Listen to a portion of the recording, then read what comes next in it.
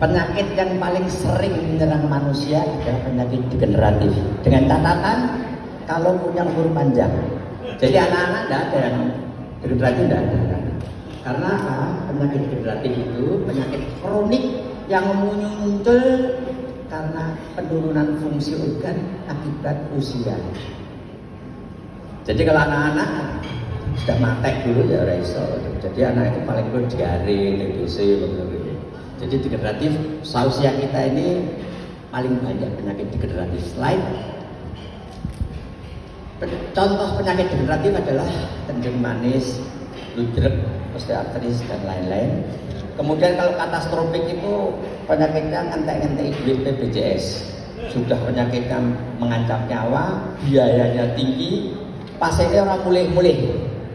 Ngandel kene tabrakan duduk operasi langsung besok pulang. Tapi kalau ini tidak katastrofik. Jadi penyakit ngentek-ngentek ide tentunya. Selain penyakit degeneratif tidak bisa kita hindari.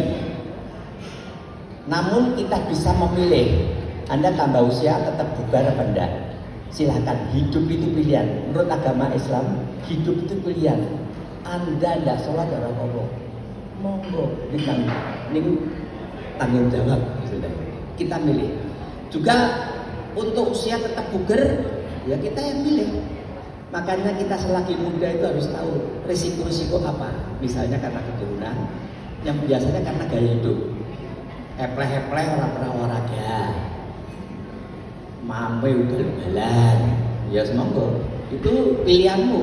Jadi kalau bendino ma'amro yang orang ubah, lupa mobil dibuka ke tasnya dibawa ke kembali ke aja. Itu boleh pilihan. Kalau saya pribadi, saya tidak pernah suruhan orang. Semua saya garap dewi, tuku beras diwangi dewi, biar yayan orang-orang ini supaya ubah terus. Nah, kemudian gawai, hati-hati, itu juga berbahaya. Selain sebenarnya sudah ada obat hebat untuk menangani gangguan kesehatan, yaitu olahraga, tepatnya physical exercise. Jadi intervensi no pil tanpa pil, artinya dengan melalui latihan fisik sudah bisa memperoleh manfaat yang sama. Selain ini tren orang penyakit, saya dokter, jangan dulu. Oke, jadi kalau dokter, tren pengobatan penyakit degeneratif adalah polipil. Pilnya banyak. Misalnya satu, kasih metformin untuk kencing manisnya, aspirinnya buat jantungnya, statin buat kolesterolnya, adenovirus. Jadi sekali banyak. Dulu 40 tahun yang lalu, slide. Dulu zaman saya dulu jadi dokter dulu, biar saya tidak mantri. Sekarang udah ada prakteknya. Orangnya saya kasih obat ini, obatnya metformin, aspirin, obatnya banyak. Itu pasiennya namanya dulu bubuk. Nah itu. Sakloknya saya belajar olahraga di UNER. Langsung slide berikutnya saya remet-remet orang kanggo, orang sak nganggo obat. Awakmu ini badanmu dewi itu sudah obat yang luar biasa. Yang ini akan terperangkat. Slide berikutnya. Slide. Dibanding dengan obat atau pil, organ-organ yang ada di dalam tubuh sudah bersedia untuk latihan fisik. Jadi badan kita merasa cukup gratis dan bebas efek samping. Slide. Tahun 99, Pedersen menemukan protein yang disebut sebagai interleukin. Ini saya bawa Anda ke dunia biomolekuler supaya tahu bangsa olahraga itu luar biasa. Ada interleukin 6 dalam darah para pelari maraton itu bisa naik 100 kali lipat. Slide.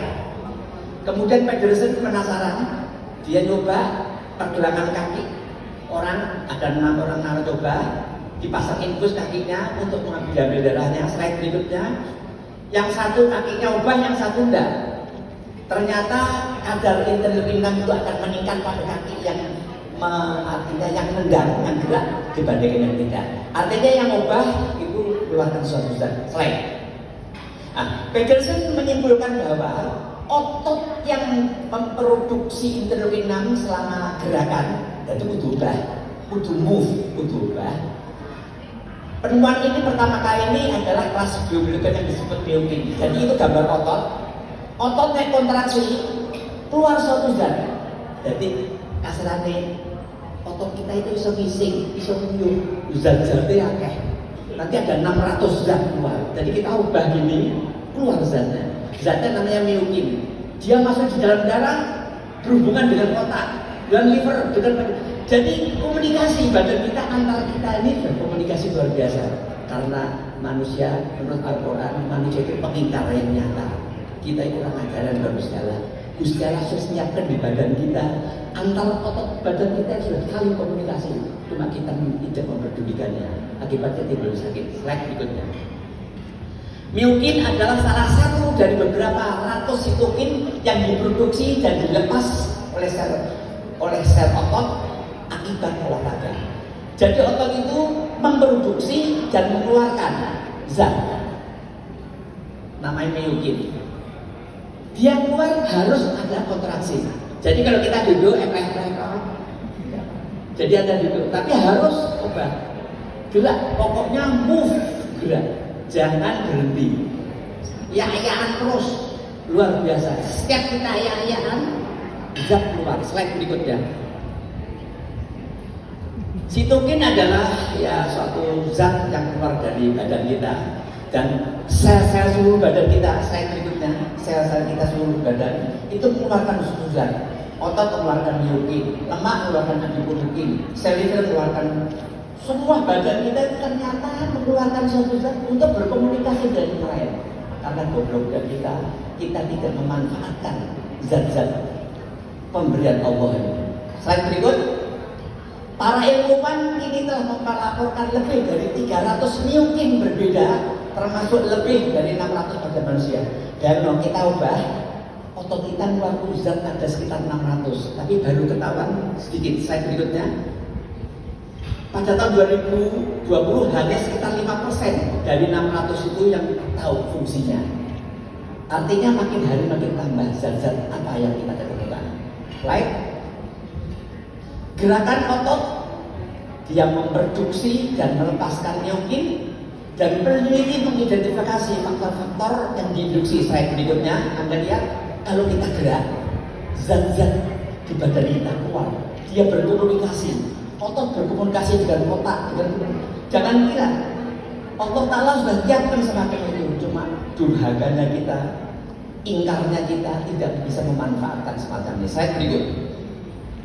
Temuan bahwa otot memproduksi dan melepaskan miokin menciptakan pergeseran paradigma dan membuka cakrawala baru di bidang teknologi dan keilmuan. Slide.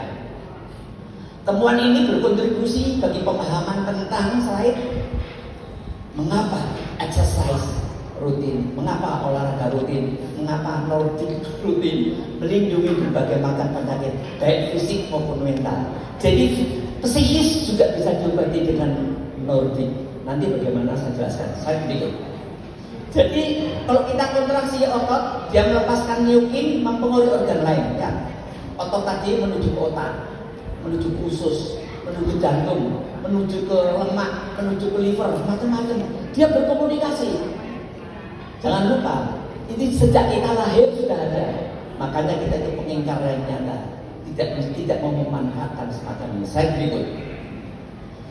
Otot melepaskan lebih banyak interleukin 6 saat olahraga lebih lama dan lebih banyak massa otot. Nah, ini nilai tambah Nordic di sini. Ya. Jadi kalau olahraga jalan bagus. Tidak salah dan boleh, jangan dimarahi. Boleh. Kalau pakai Nordic, loh, tangannya kok melu-melu olahraga. Nah, berarti lebih banyak ototnya. Jadi intinya cuma gitu. Bagus mana jalan kaki lari dengan Nordic? Ayo nonton. Jawabannya saya sederhana. Otot kan digunakan banyak yang mana? Artinya komunikasinya lebih banyak mana? Nah, makanya Nordic mempunyai nilai tambah di sini karena apa? Bukan hanya otot. Jangan lupa olahraga itu ototnya harus otot besar. Otot kecil tidak mempengaruhi. Misal otot kecil olahraga ini dong. Apa kedep-kedep? Ini kan otot mata. Kedep-kedep baru sampai setahun olahraga. Harus ototnya besar, terutama apa? Kaki. Jalan itu utama. Jalan sama tangan banyak mana? Banyak kaki. Nah, nanti kaki sudah banyak, tambahin tangan. Ada lebih banyak, ada nilai tambah. Jadi lebih banyak dan lebih lama. Jadi jalan ke Nordic jangan 1 menit, 2 menit, terus tanggal 1 gitu deh. Dan harus lama. Jadi ada intensitasnya, ada berapa lamanya, gerakannya semata-mata, ada macam-macam. Slide berikut. Interleukin 6 dia membuat tubuh memecah lebih banyak lemak dan membakar untuk energi. Jadi lemak dengan logik orang yang gendut bisa turun karena apa? Lemaknya dibakar untuk energi. Ceritanya ada secara molekuler, tidak saya jelaskan di sini. Pokoknya bisa bakar lemak. Slide.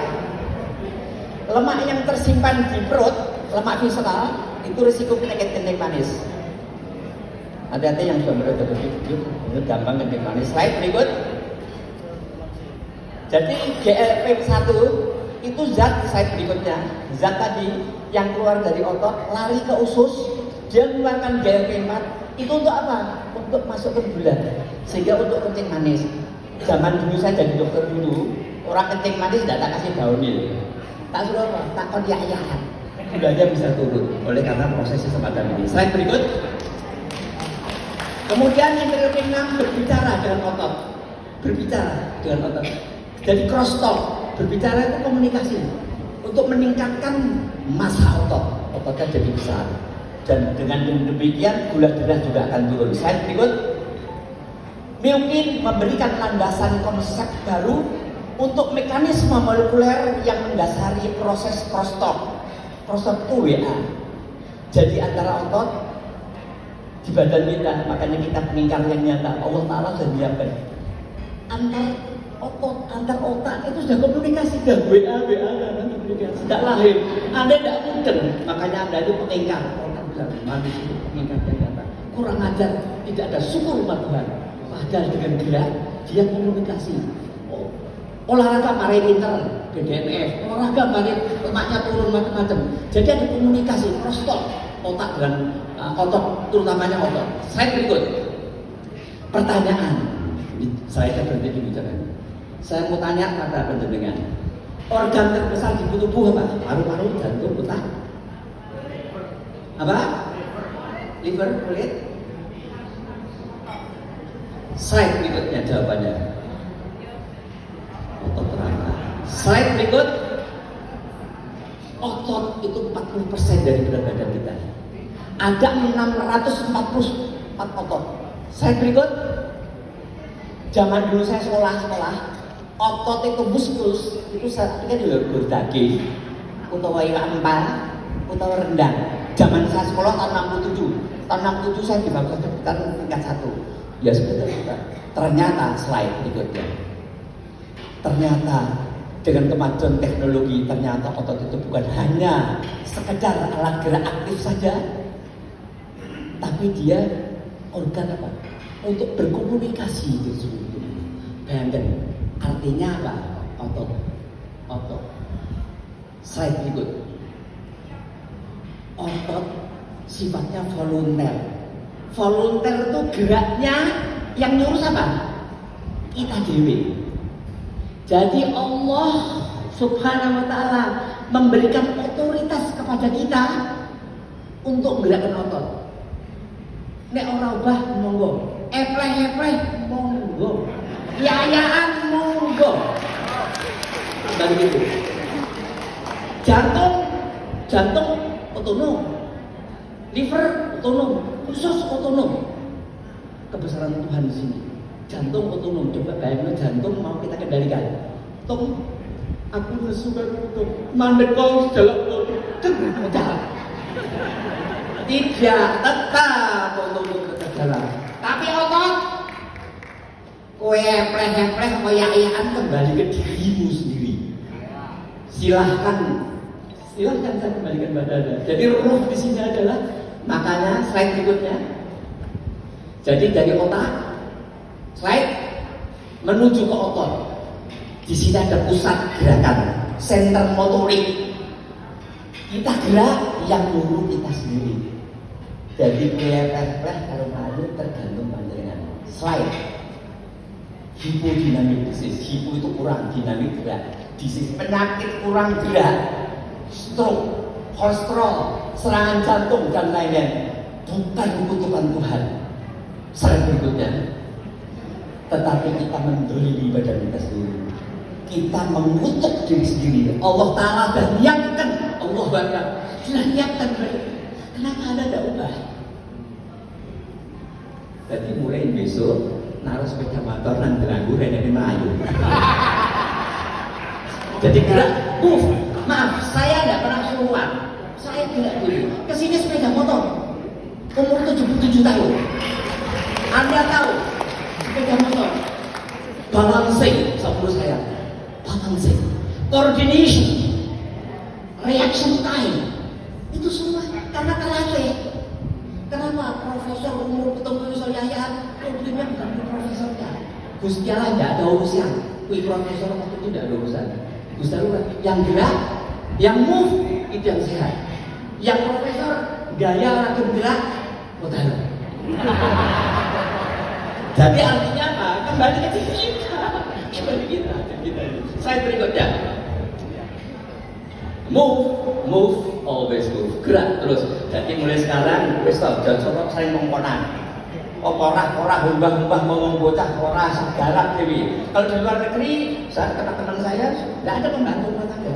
Semua kerja dewi. Makanya ada. Slide berikut.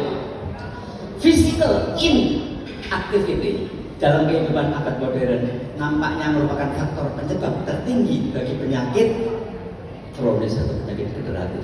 Slide. Perubahan gaya hidup melalui latihan fisik yang dibarengi dengan pengaturan diet merupakan cara terbaik untuk hidup sehat. Slide. Untuk mempertahankan kebugaran jasmani tak perlu berupa olahraga berat, tak perlu menjadi seorang atlet yang hebat. Slide. Pencapaian kesehatan melalui physical exercise bisa diperoleh justru dengan latihan yang moderate, mudah dijalankan dan membawa risiko kesehatan yang minim. Slide. Physical exercise berapapun usianya dapat mencapai kesehatan substansial meliputi kesehatan fisik, mental, sosial, dan kualitas hidup. Slide. Sederhana, eat less, noto dikurangi, move more, obrol sing akeh. Slide berikut. Bujumin kan mulai sore, tetap semangat atur terus. Sekian, assalamualaikum warahmatullahi wabarakatuh. Luar biasa Prof. Mohsin. Beliau ini memang sudah pakar dan usianya lebih dari 70 tahun, tetapi meskipun profesor gajinya gede tapi tidak pernah nyetir mobil, ya Prof. Monggo Bapak Ibu sekalian.